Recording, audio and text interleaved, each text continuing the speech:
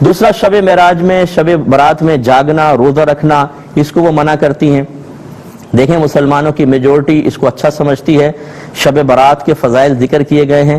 شب معراج میں اللہ تبارک و تعالی نے اپنے حبیب کریم صلی اللہ علیہ وسلم کو بہت کچھ عطا فرمایا، عجائبات قدرت دکھائے ہیں، اور جب کوئی اہم واقعہ کسی رات میں ہوتا ہے اس کو یاد رکھنا، اس میں عبادت اختیار کرنا، یہ موسیٰ علیہ السلام کی اور آپ کی موافقت میں نبی کریم صلی اللہ علیہ وسلم اور صحابہ کرام کی سنت ہے۔ جب نبی کریم صلی اللہ علیہ وسلم مدینہ منورہ تشریف لائے تو یہودیوں کو 10 محرم الحرام کا روزہ رکھتے ہوئے پایا۔ فرمایا تم روزہ کیوں رکھتے ہو؟ انہوں نے کہا یہی وہ دن تھا جس میں اللہ تعالیٰ نے فرعون کو غرق کیا اور موسیٰ علیہ السلام اور آپ کی قوم کو نجات دی، تو موسیٰ علیہ السلام نے اس دن شکرانے کے طور پہ روزہ رکھا، تو ان کی موافقت میں ہم بھی رکھتے ہیں۔ نبی کریم صلی اللہ علیہ وسلم نے صحابہ کرام سے ارشاد فرمایا کہ موسیٰ کی موافقت اختیار کرنے میں ہم ان کے مقابلے میں موسیٰ سے قریب ہیں، لہذا تم بھی روزہ رکھو۔ صحابہ کرام نے عرض کیا رسول اللہ یہود سے مشابہت ہو جائے گی۔ سرکار نے فرمایا پھر ایک دن پہلے یا بعد کا ملا لو۔ تو معلوم ہوا کہ جب کوئی بڑا اہم واقعہ ہوتا ہے اس میں عبادت کا اختیار کرنا یہ سنت رسول ہے۔ اب سرکار کو تو وہ انعام نہیں ملا تھا، انعام تو ملا تھا حضرت موسیٰ علیہ السلام کو، لیکن انہوں نے اختیار کیا، ان کی موافقت میں سرکار نے۔ انعام ملے شب برات، شب معراج میں نبی کریم صلی اللہ علیہ وسلم کو عجائبات قدرت آپ نے دیکھے، ایک بہت اہم واقعہ ہوا، ہمارے نبی کو وہ سعادت حاصل ہوئی جو کسی نبی کو حاصل نہیں ہوئی کہ آپ نے چشمان ظاہری سے اللہ تعالیٰ کی زیارت کی۔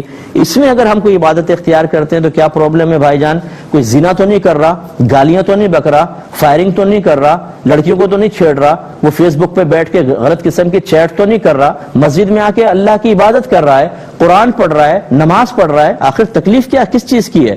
یہ چاہتے ہیں کہ مسجدوں سے باہر نکل کے لڑکے آوارہ گردیاں کریں، وہ کیا کریں گے باہر نکل کے بتائیں؟ شب معراج میں اور شب برات میں اگر ہم مسجد میں نہ آنے دیں ان کو، وہ جائیں گے ٹک ٹاک کے اوپر بیٹھ جائیں گے، فلے جگہ بیٹھ جائیں گے، فٹ پاتھ پہ بیٹھ جائیں گے، یہ بہتر ہے، مسجد میں آنا بہتر نہیں ہے۔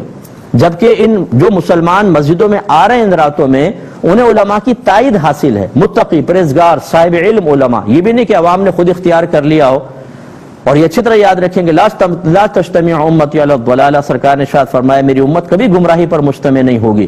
مسلمانوں کی میجورٹی آج مسجدوں کے اندر ہوتی ہے شب برات شب معراج میں، مینورٹی باہر ہوتی ہے۔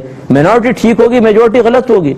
میری عقل سے بھی انسان سوچ لے تو میں اپنی بہنوں سے گزارش کرتا ہوں جو خواتین اس قسم کی تفسیر پڑھا کر آپ کو اس قسم کی باتیں کہہ رہی ہیں ان سے آپ بالکل دور رہیں۔ وہ تفسیر نہیں پڑھا رہی، وہ تخریب کر رہی ہیں، معذرت کے ساتھ برا نہیں مانیے گا، آپ ان سے بالکل علیحدہ ہو جائیں۔ اہل سنت کے یہ معمولات ہیں، اہل سنت کے علماء نے آپ کو اس کی ترغیب دی ہے، قرآن و حدیث سے اس پر دلائل موجود ہیں، لہذا آپ اسی پر عمل کریں، یہی آپ کے حق میں بہتر ہے۔ جو اس کے خلاف کرتا ہے اس سے لڑائی جھگڑا بھی نہ کریں، تنقید بھی نہ کریں، لیکن بہرحال ان کو جوائن کرنا یہ بالکل آپ کے لیے شرعاً صحیح نہیں ہوگا، ان سے آپ علیحدہ ہٹ کر رہے ہیں۔